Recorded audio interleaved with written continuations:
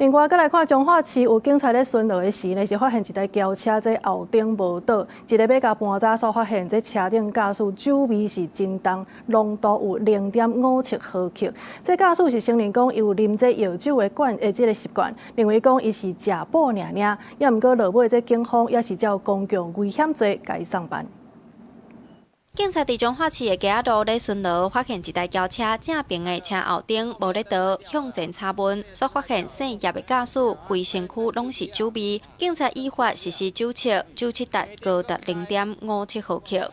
你是啉药酒是毋是？无，我甲你啉的，一输了尔无咯。我逐暝拢会啉啦。我甲你讲，你有要酒测无啦？你有要酒测无？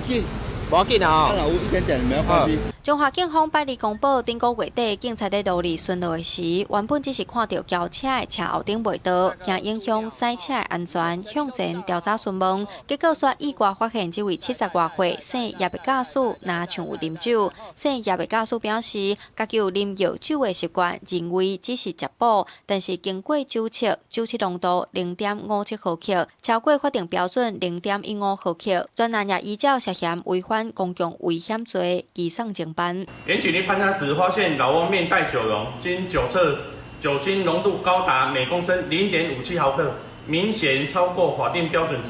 老翁表示，平时饮用自制药酒作为养生进补习惯，自认不会影响驾驶行为。未想酒测能超过标准处罚，前案依公共危险罪移送侦办。 警方表示，无论是药酒、料理酒，也是有酒精成分的食品，只要有食用，体内有酒精反应，都有可能会影响驾驶安全。尤其最近食毒食酒赛车严重车祸多，彰化县警察局也全面启动，加强处理违规驾驶行为，保障用路人的安全。记者杨淑晴，彰化报道。